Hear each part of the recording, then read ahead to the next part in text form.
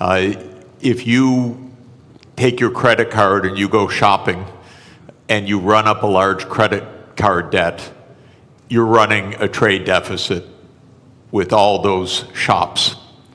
Now, it would be pretty strange if you then blamed all the shop owners for having sold you all those things. You're ripping me off, you're ripping me off, you're ripping me off, I'm running a trade deficit.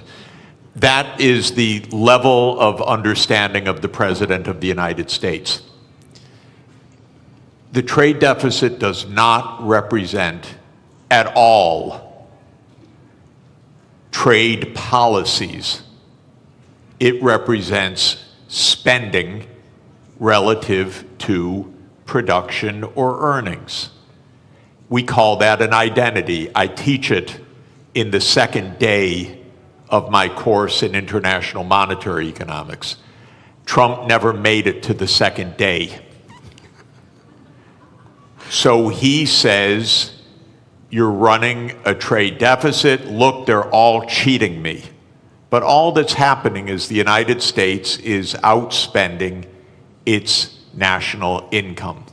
And you can look at the national income chart, you can add up consumption and investment and government spending, and you could subtract off gross national product, and lo and behold, what will that equal? Not approximately, exactly, that will equal the current account deficit, which is the comprehensive measure of how much you spend on goods and services versus how much you sell in goods and services. So the United States runs a current account deficit because it spends more than it produces. Why does it do that? We have a big credit card in the United States. It's called the national government. The US government spends about $2 trillion a year more than it takes in revenues. What it's doing is making transfers to the American people and to American businesses. It doesn't tax Americans for those transfers because, here's another little fact, because the congressmen that vote on the budget got into office by being paid for their campaigns by rich people who don't like taxes. So the political system says, spend, but don't tax us. So we run a chronic deficit in the United States. That spending goes out either as transfer payments or goods and services, and that's more than our national income, which is about $30 trillion, and our spending is about $31 trillion. And that's our trade deficit. And for that, Donald Trump blames the world. Okay, I fail him for this if he were my student. He's my president. It's a little weirder because when he did this, in 2 days, the world lost $10 trillion of market capitalization. By the way, where did it go? Did it get transferred from here to here? No, it got destroyed. Why destroyed? Because trade, something also the President of the United States doesn't understand, is mutually beneficial. So if you stop trade, everybody loses. It's not that one side wins, the other side loses. He cannot understand that concept as a guy that traded real estate in New York. So his idea is somebody had to win, somebody had to lose. But what happened when he made this announcement was $10 trillion was wiped out worldwide. It's not that the US went up and they went down. No, everybody went down because the whole world system is based on a division of labor, and he's breaking that division of labor into pieces. So then people said, this doesn't make sense. Even the very rich people that gave him the money for him to get into office started saying this doesn't make sense. The hedge fund managers who were his big campaign contributors. Elon Musk, who paid for his election, became prime minister. He said this doesn't make sense. And then the markets said this doesn't make sense. Not only $10 trillion, but as the finance minister said, interest rates started to rise because people began to dump U.S. Treasury debt. The safest thing in the world, apparently. So, interesting what happened. It's not quite true that he reversed things. First, he left on this 10% tariff, except for one country, for China, 145% where he on raised products. the tariff rates. That's because the United States has a deep, neurotic attachment to China. The U.S. political system hates China. Why? Because China's big and successful. And so that the U.S. hates. It's a rival, it's a competitor, and so this is the one thing he left on. Now he's going to mess up everything with this too, because in a trade war between the U.S. and China, China wins.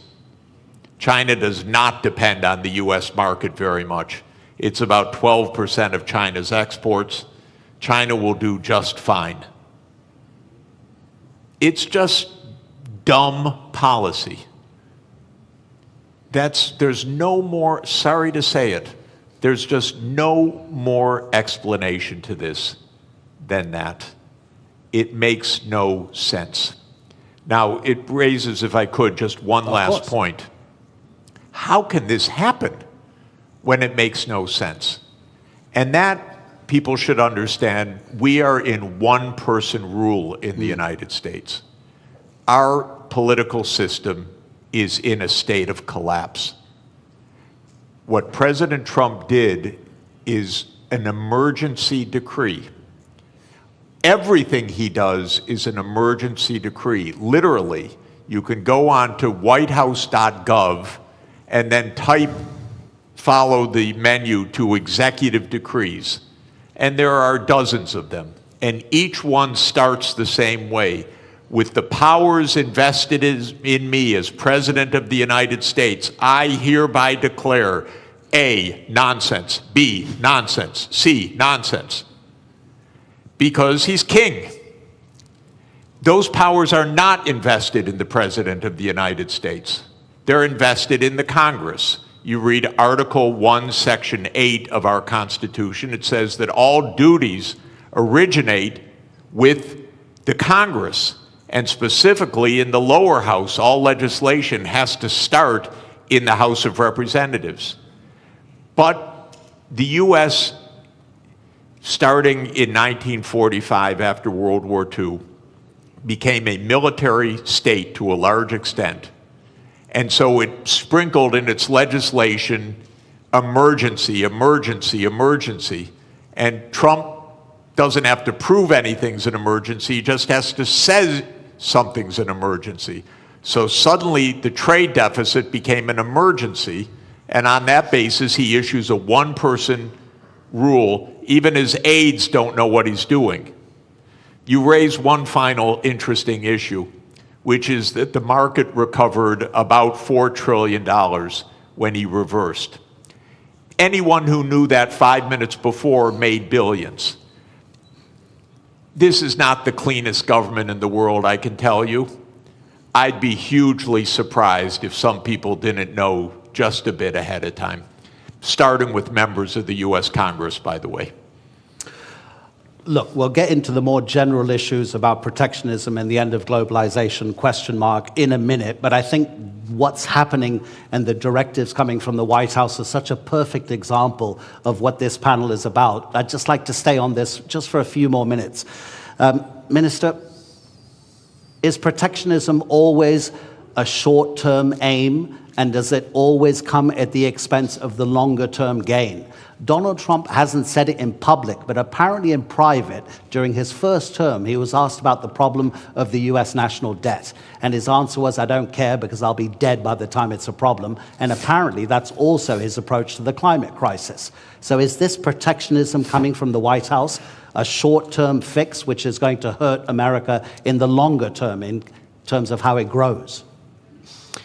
It's not a fix. It's apparently a quick fix, but it's fundamentally flawed, as Professor has very clearly stated. Look, protectionism is nothing new. If you look at post-global financial crisis, the number of annual trade restrictions have gone up dramatically. In fact, like last year, there were over 3,200 trade restrictions. That is almost 11 times higher than what it was pre-global financial crisis. So this has been a trend, but what we have seen over the past week or two is clearly a new level. This goes beyond some protectionist measures, trade restrictions.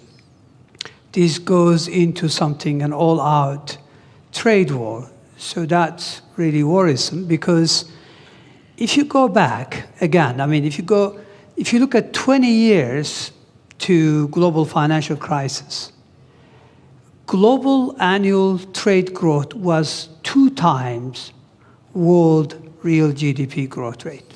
So in a way, trade was the engine of growth. Mm-hmm. Now that engine has been slow. So if you look at post-global financial crisis, global trade growth barely kept up with real GDP, global GDP growth. So that's no longer really one of the kind of like a strong engine. But I think the way things are now, if current state of affairs is sustained, we may end up actually protectionism dragging global growth. It is not only growth, it's really, there are many, additional fallouts from this type of policies. Absolutely, yeah. Yeah. So the answer to your question, this is not a fix. This is a fundamentally flawed, policy perspective. Obviously, countries have choice. They always have a choice. But we would rather, see world moving back to rule-based, multilateral framework, where everyone benefits. I think I agree with Professor. Over 1 billion people since 1990s have been lifted out of poverty, predominantly in Asia. I'm talking about absolute poverty here. And that's largely thanks to, trade and growth associated with that trade. So it is worrisome that we are now experimenting policies that may actually reverse some of these gains, which I think were very important. 1 billion people out of absolute poverty cannot be underestimated. It's quite significant. Now, admittedly, trade do cause geographic dislocations, but the solution is not protectionism.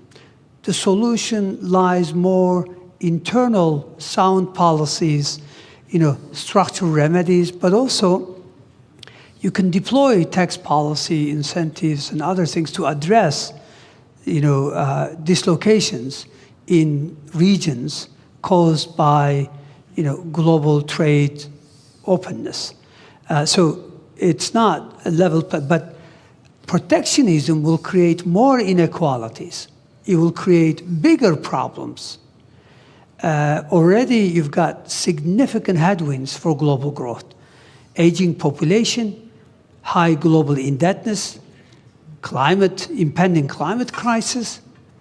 So protectionism is going to be yet another big blow to long-term growth outlook. And that's why growth is barely, sustained at 3%. I think the risk is that we will move to a new era where per capita GDP growth will almost disappear if we continue down this path. Really interesting what you say about protectionism having fallout in other sectors, and we will get onto that, about how it might affect cooperation on the climate crisis, global health, et cetera, But let's use one country as a particular example about how a nation can react to protectionism.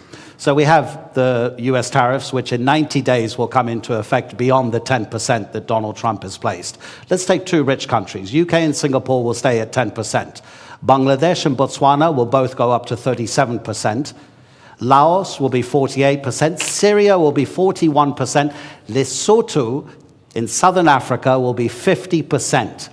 In 2023, the US exported to Lesotho $7.33 million worth of goods. Lesotho in that same year exported to the United States $228 million. The US GDP per capita in 2023 was $82.8 thousand per person. In Lesotho, it was $916. Gentlemen, how does a country like Lesotho deal with the protectionism coming from the US? Minister? Well, look, protectionism is an external shock, meaning it's not a decision by, the counterparty. It's essentially, so how do you deal with it? I guess you focus on regional integration, as an antidote of protectionism. So regional connectivity, regional integration would be one way forward. So, instead of globalization on a big scale, you focus on how you can deepen and broaden your ties with your immediate neighborhood or countries that are still willing to entertain rule-based trade. So I think that's the only way. Again, this is a major shock for many countries. I think global supply chains are going to suffer. This will lead to, already, I think the risk is that capital will be misallocated. Take us, take Turkey, for example. We are the world's second largest of white goods exporter. We need chips, basic ones, nothing sophisticated. We're not talking about 4 nanometers. We're talking about 30, 40, 70 nanometers. If we're worried that countries are not going to supply that, even though it may not be the most efficient way, we may have to go into a very large capex to see if we could produce them. We are good at something. Other countries are better at something. So we would rather trade. And this is a very simple, economics, theory. Everybody benefits. So I don't think, X country or Y country, there's not much they can do except to look at, ways in which they could mitigate the fallout from not being able to sell goods to the United States. But Professor, that takes a long time to arrange because, of course, the shock is immediate. You can't make deals that quickly, can you?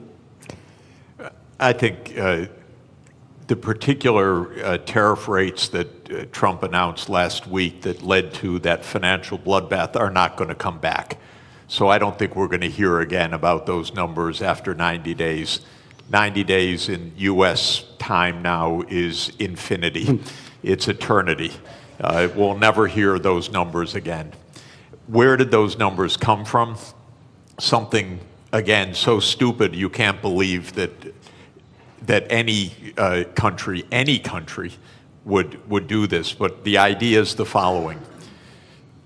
As I said, if you want to know what your trade balance is, you earn some income, so you sell some services to somebody, and you buy things. And if you spend what you earn, you're in trade balance. Technically, you're in current account balance. Now, most of us, I work for one employer, my university, So I run a big trade surplus with my university, and then I run a pretty big trade deficit with the grocery store that we buy our groceries from, and if I have to buy shoes, I run a trade deficit with the shoe store, and so forth. Trump's idea, just to add to the craziness of it, is that you should run a trade balance with everybody, not an overall trade balance, but a trade balance with everybody. So you should sell a little bit, you should work a little bit for your shoe store, you should work a little bit for your grocery store, you should go around anytime you want to shop, you trade something. I'll write you an essay if you'll sell me shoes, and you make your living somehow trying to balance your trade with all of your counterparts. Well, this is insane. This is why we have a market economy. You don't have to have balance with every transaction that you do with somebody. But what Trump said was, oh, Lesotho, they sell us more than we buy from them. So they're cheating us. That's literally what he said. Literally what he said. Okay, is it completely delusional or rhetoric? It's delusional, okay? Just so you know.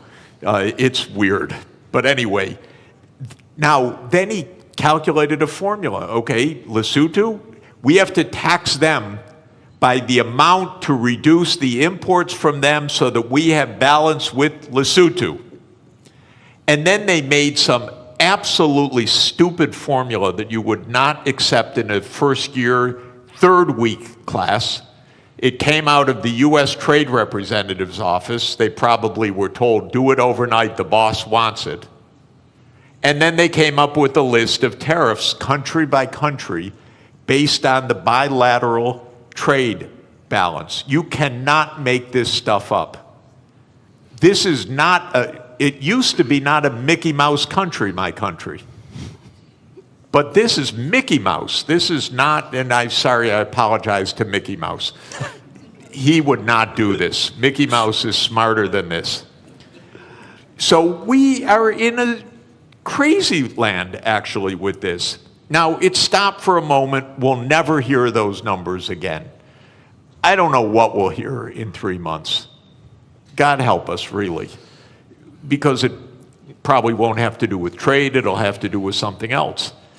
But we can't normalize this as what's the rationale, how to negotiate, what to do. Of course, 60 countries immediately said, we'll rebalance with you. And the President of the United States literally used the language I'm about to use. I'm quoting him because otherwise I would never say this. He said, 60 countries are coming to kiss my ass. He said that in a public speech, the President of the United States. So this is, I'm sorry, I apologize. No, but it's presidential language. Yeah. Okay? I'm only speaking at high political terms. So we cannot normalize this. We have to say no. We didn't spend 100 years on 200 years, 207 years since David Ricardo put forward the idea of comparative advantage, okay? And we have been building the trade system since the ruins of World War II for 80 years. And we have been building the World Trade Organization, which the US led the creation of, I think it's fair to say, for 31 years. This should not be normalized to try to figure out what is the theory of this. And it's a more fundamental point, ladies and gentlemen. The United States is a rogue nation right now on many things, not just on trade, but on making Gaza into the US Riviera, on whatever it wants to say. It's a little bit of a rogue nation. For the world to hold together, the rest of the world has to say, we're not going down crazy lane. We're going to be responsible. We're going to go to the UN, we're going to go to the World Trade Organization. We're not going to get into this downward spiral. Because if we normalize craziness, there is no way out. You mentioned Mickey Mouse, but there's a kind of a theme here from Bloomberg, the news agency. These are its headlines in the morning and the afternoon of Tuesday, Wednesday, and Thursday. Tuesday morning, this is madness. In the afternoon, a clown show. On Wednesday, stocks keep falling. In the afternoon, could have been worse. Thursday morning, assessing the damage. Thursday afternoon, Trump blinks. And by the way, if I may, because it's interesting, because I'm living in this crazy world, the Secretary of Treasury then, with all deference to a person who has a very hard job, he says, this was planned all along when Trump dropped this. Can you imagine? He couldn't say anything else, though. Well, yeah, I know, but to hear this from your Treasury Secretary is not also reassuring, because all you hear is a crazy land rather than what we need to hear, which is rationality. Okay, so let's make it more general for the moment. And by the way, ladies and gentlemen in the audience, I'll give you a few minutes at the end if you want to ask our two panelists a question. We'll try to get a few questions in from the audience. So to broaden it out, Minister, as the professor says, and pretty much everybody agrees, protectionism doesn't make economic sense, because in the longer term, it's going to cost everybody. So what's driving increasing protectionism, not just in the United States, but in other nations as well? Because if it doesn't make economic sense, does it mean it then becomes a political statement from the person imposing that protectionism to almost appear as like a nationalist moment to bring people towards that decision maker politically rather than economically? Well, it's easy to explain. I think what is driving the current, what seems like a fundamentally flawed policies is, first of all, let's set the scene. I mean, there's a geostrategic competition between China and the United States. We know that.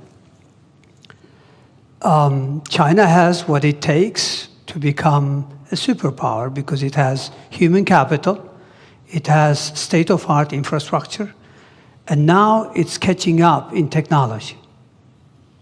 United States consider itself as the hegemon power. So we know from history there's always been tensions between existing superpowers and emerging ones. It doesn't have to end this way, meaning in a trade war or any other wars, but it does in the past. I mean, history tells us that we more frequently see tensions rather than cooperation. So what lies behind this? Very simple. Go back to 20 years ago, roughly speaking. China accounts for about 8% of global manufacturing. Today, China accounts for more than 30% of global manufacturing. Who lost ground? United States, European Union, and Japan. United States clearly also sees this. Again, go back to 20 years ago and just visualize a world map. Which country commands as the main trading partner of the rest of the world? Maps are all over the place. Clearly, it was the United States 20 years ago. Today, it's China. Now, normally, the way you would respond, the way I would respond, is that, look, we need sound policies, structural reforms to regain ground. Instead, it looks like this rivalry, combined with lack of, obviously, clear understanding, is that it leads you to go after quick fixes. And quick fixes, which is also to do with populism, nationalism, is to blame others and is to present it in a simple fashion. The reality is you have to be more competitive. You have to invest in upskilling, reskilling your population. You have to invest in your infrastructure. And you have to, there's there's a long list of homework. But those are politically difficult to deliver. They take time, and they're difficult. So structural policy has been lacking in most countries. And when you can't deliver structural transformation, then you rely on monetary policy to fix things. Monetary policy in many parts of the developed world have been doing the heavy lifting over the last couple of decades in the face of difficulties. So my point here is that I think we know what drives it is losing ground. But how do you regain ground? Again, the sophisticated way would be to do the right thing and deliver on reforms. The easy way would be to blame everyone else and come up with high tariffs as a fix. Let's see. Okay, so protectionism is also not helping your friends to concentrate more on yourself rather than the outside world.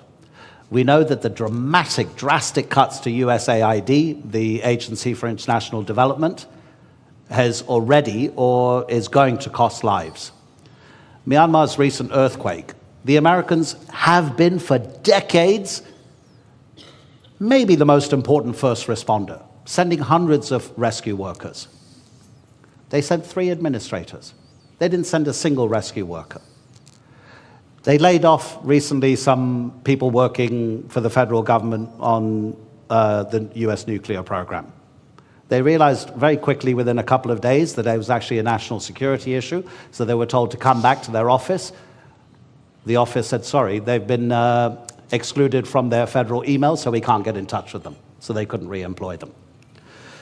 Professor Sachs, when you were president of the Earth Institute at Columbia University, it focuses, I've got to read this from the notes. It focuses on sustainable development, this institute at Columbia, including research in climate change, geology, global health, economics, management, agriculture, ecosystems, urbanization, energy, water, everything that we need to live. So how does protectionism affect these kinds of relationships between one country and another country? Yeah, It's actually deglobalization. I want to answer that by continuing on with the brilliant explanation that the minister just gave about the hard stuff and the easy stuff. Yeah. So just to say, in American politics, the swing states in the presidential elections in the last 3 elections in particular have been the Midwestern states. So those are states like Michigan, Indiana, Illinois, Ohio, Pennsylvania, Wisconsin, Minnesota. These are states that can go either way. And those states did suffer a decline of employment in manufacturing, not only or even mainly because of trade, but also heavily because of automation over the last 40 years. I come from Detroit, which is Motor City, used to be, and I used to go when young on school field trips to see the assembly lines, and there were actually workers on the assembly line. But now if you go to an automotive plant, it's all robots, very, very few people inside. That's not because the jobs went overseas. In that case, that's because the assembly line itself became an automated phenomenon. So Trump is giving an answer to those swing states. It's China's fault. It's Mexico's fault. It's Lesotho's fault. What the minister said is really important, that when he said that trade benefits the economy, but it could hurt some sectors. And what you do is not stop the trade, but you make sure that you pull everyone along, maybe in a regional policy, or maybe in job reskilling, or maybe in some other kind of public investment or education policy. Here's where the US really failed over the last 40 years. We let the inequalities widen and widen, partly because of automation, partly because jobs did go overseas, but for the right reason. They had comparative advantage in those jobs. Skilled people got better and better salaries. Lower skilled people had their living standards fall. The gap widened. By the way, not just the income gap, the life expectancy became 10 years or more. So many of our epidemics, so many of our social problems relate to this widening inequality. The United States political system didn't address it at all for 40 years. And that comes to what I mentioned, the corruption of the political system. When candidates of both political parties are paid by rich donors for their reelection campaigns, and both parties then become the agents of tax cuts and no really addressing the social conditions, you end up with a Donald Trump coming in and selling a pseudo explanation, it's all China, and selling a pseudo remedy, a trade war. What the auto workers are going to learn right now is they're going to lose jobs by even the tariffs that have been put in place, because we need the intermediate parts brought in from elsewhere. Now they face higher costs, and the United States can't compete at all with Chinese electric vehicles. The United States has basically handed China the electric vehicle market for the next 20 years. So did Europe, by the way. Europe delayed the transformation to electric vehicles, said we produce great internal combustion engines, we're going to continue to do that. The world actually needs electric vehicles because of the climate crisis. So all of this is to say the real hard work is to think ahead. Mm-hmm. The country, by the way, in my experience of working all over the world in the last 40 years, that thinks ahead the most is China. Mm-hmm. China's success is not random. China's success actually is a lot of forward-looking planning. In 2014, China issued a document called Made in China 2025. And it wasn't a protectionist policy, it was we need to invest in the technology so we can be at the forefront. I think in 8 of the 10 sectors that were identified there, China succeeded in reaching the forefront. In 2017, China made a plan for artificial intelligence. This is already 8 years ago. DeepSeek didn't just come out of nowhere, it came out of a long-term strategy. So this is hard work that actually pays off. This is what every government should do. This is what every country should do, is look ahead. Now, you mentioned very interesting idea. We got a president who doesn't understand and maybe doesn't care about the future in the same way. But just to say, the biggest issue on the planet should be the climate crisis, not all the things we're endlessly talking about. And every part of the world is going to suffer terribly by what has been built in terrible, very dangerous climate change. It's out of the headlines. But, you know, I had a very difficult job. I was the director of an institute with 300 climate scientists for 14 years, some of the world's leading climate scientists. The reason it was a hard job is that every week they came up and told me, it's worse than we thought. They would give me endlessly grim news. And the lead climate scientist at Columbia University is a man named James Hansen, who I regard as the world's leading climate scientist. And he produced a study in January that said it's much worse than we have thought. the world's temperature has gone up by 0.3 degrees Celsius in 3 years. We have had 21 months of the last 22 above 1.5 degrees. That's the new baseline, by the way. That's not because of an El Nino effect. That's the new baseline. We already blew the limit that we set 10 years ago in Paris that we said we would not exceed. We're already above it. And what Hansen says is we're rising at an accelerating rate. Now the average rate is probably between 0.3 and 0.4 degrees Celsius per decade now on average. So we'll be at 2 degrees excess. What all of this means is profound danger 20 years from now, 25, 30, but we're already seeing terrible danger today. I don't want to minimize what's already happening. Los Angeles burned down, massive forest fires in Korea last week. It's everywhere. My wife and I are nonstop traveling. Every single place we go is some kind of climate crisis, literally. It's a drought, it's floods, it's heat waves, it's pest infestations, it's forest fires.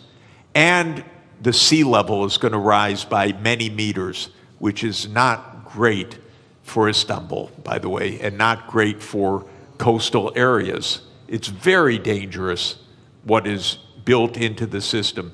Now, what is Trump's answer for this? Yesterday, King Donald issued an executive decree to bring back coal. It's willful destruction of well-being, willful. And that is, again, he pulled out of the Paris Agreement. What I'm hoping, ladies and gentlemen, is the other 192 members of the UN have to say, no, we're not entering a crazy land. We're going to take care of our future. Right now, I live in a crazy land. But the rest of the world has to avoid the crazy land, has to avoid normalizing this. I don't know if any of you saw it during the height of the coronavirus pandemic. An Australian artist, cartoonist, drew a cartoon which had the first tidal wave, kind of a tsunami of economic recession. There was a bigger tidal wave tsunami behind it, which was COVID-19, and then a huge one over both of them, which was the climate crisis.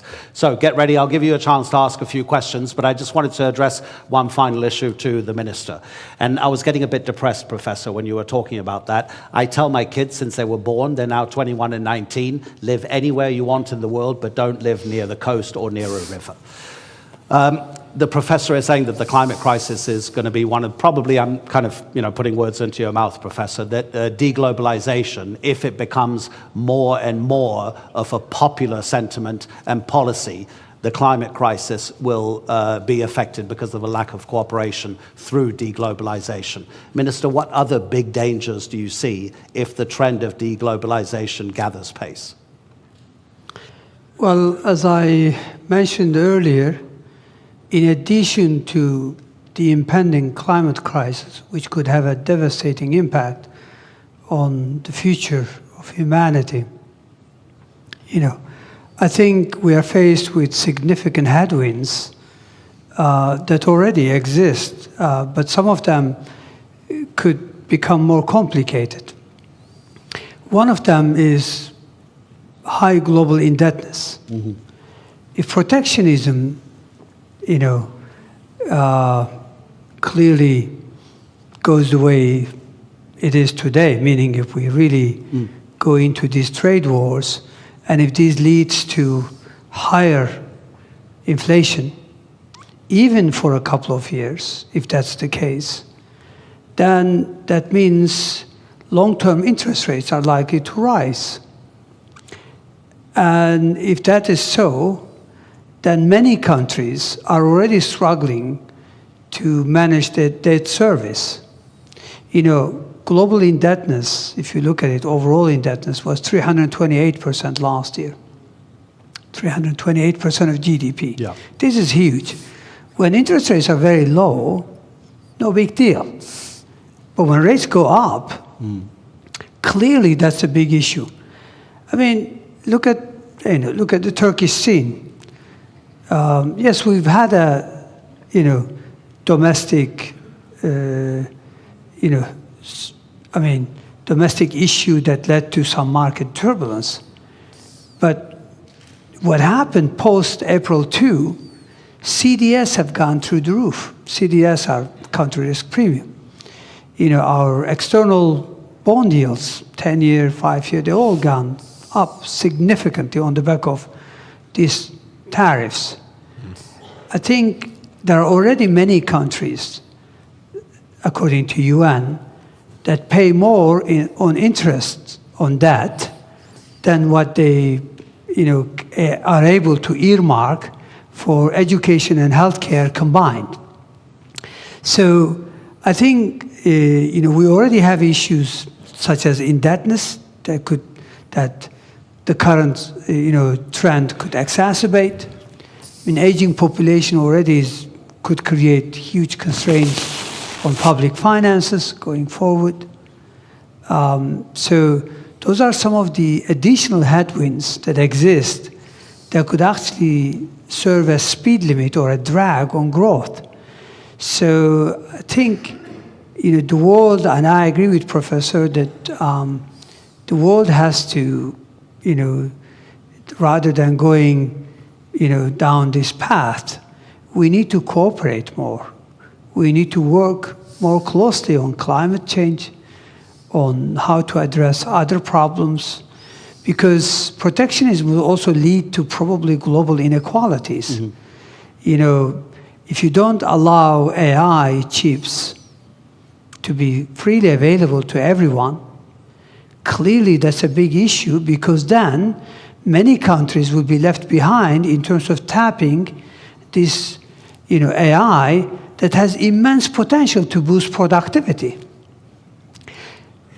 Protectionism is not limited to trade of goods and services. It's now associated with financial flows, with diffusion of technologies through FDI. So clearly, I think we'll be worse off unless we cooperate, unless we return to multilateralism. But sadly, right now, it's all about shift to minilateralism. A few countries getting together, but that's not enough. I think issues are too big for few countries to address. I think the rest of the world should come together. So yes, there are significant challenges. When you mentioned aging population, I have a good example from Europe that only 2 countries on the entire continent are having enough babies to sustain their population level. That's Ireland and Portugal. So you imagine the pressure on the taxation system and the spending on those other countries that are not sustaining their population levels and are just getting older and older and older. Okay, let me look at the back as well if anybody has any questions. We've got about 7 minutes left. And please, make it a question, not a lecture, because if it's a lecture, I'll have to stop you. Gentleman over there and gentleman over here. Okay, please introduce, there's a microphone. Thank you very much. Doesn't work? Yeah, it does work. Okay, thank you very much. I have a question for Mr. Jeffrey Sachs. My name is Sarp Sinan Acar, and I'm from Harici News. So you mentioned that we shouldn't look for a rationale behind the actions of Donald Trump, but just to be a devil's advocate, I just want to understand their point of view, which they mention, yes, trade deficit and the national debt of the United States, but also they mention the hard industries that left United States back in the day. So what I'm trying to understand is, if United States gets into a confrontation with global powers such as China or Russia or any other state, maybe even Europe one day, is it wrong for them to want their hard industries back, and this is their rationale to put these tariffs on? Because Donald Trump mentioned that we are buying cars from Canada that we could have been producing before. So is there a rationale behind, at least on the hard industry part? Okay, thank you. Yeah, you know, in trade theory or trade concept, there is the national security rationale. So you may want to procure domestically to have an armaments industry. That's quite different from imposing tariffs on 150 countries in a completely arbitrary way. In fact, the right policy might be local procurement from domestic industry that has nothing to do with trade policy at all. So that is not an argument for what he's doing. But I would add one more point. We don't need an arms race, and we don't need a war. Actually, diplomacy is really cheap compared to war. That's why we're at the Antalya Diplomacy Forum, not the Antalya Military Forum. So if Trump really wanted to save some money, we have almost 800 overseas military bases in 80 countries. This is crazy. So if he wanted to save money and close the budget deficit, I would close hundreds and hundreds of military bases and leave all these countries at peace, because wherever there's an American military base, there's a big headache, believe me.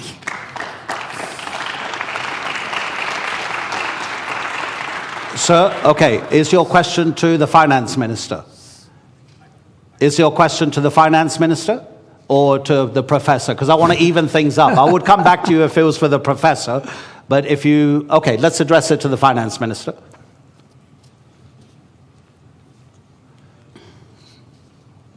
1, 2, 1, 2. My name is Riel Miller, formerly of the OECD, formerly of UNESCO, and formerly an advisor to finance ministers, so I can address my question to a finance minister. One of the things that's tremendously tempting, and it was really in part of what the last question was about, was the hard industries, right?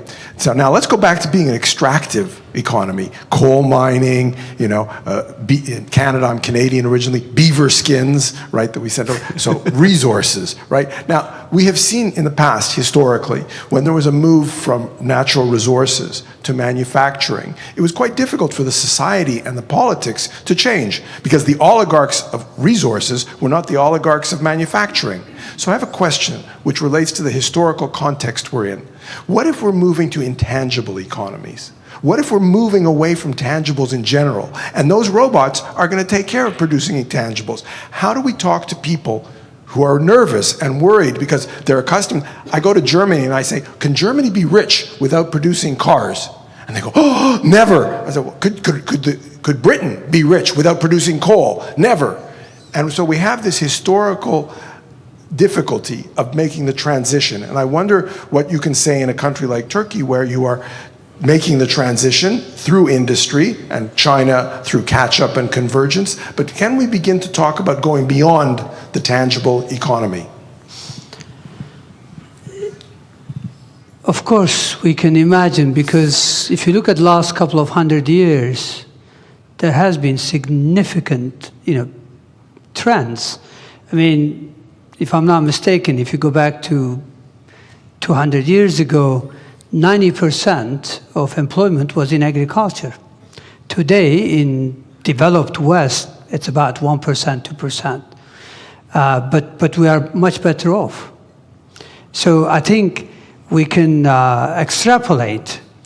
It's true that we may achieve artificial general intelligence soon, meaning within a year or two, and according to experts, maybe artificial superintelligence within 5 years. And assuming that also gets converted in robotics and advanced manufacturing, chances are the traditional employment will no longer be there. So we have to come up with, obviously, so that's why I think, it seems like today's debate, considering what is ahead of us, a bit outdated. So I hear what you're asking, and it's really complicated. We all have to think. I remember attending Global Economic Symposium in Kiel back in 2007. And one of the session, because I was finance minister and treasury, they put me in that session, in that panel, and the question was, when do we start taxing robots? So, look, yes, I do see that happening. I don't have the answer, but certainly we have to think about it. It'll be interesting to know if a robot will need a work permit as well, right? Okay, that's it. The time is up, ladies and gentlemen. It was always going to be too brief with these two particular gentlemen.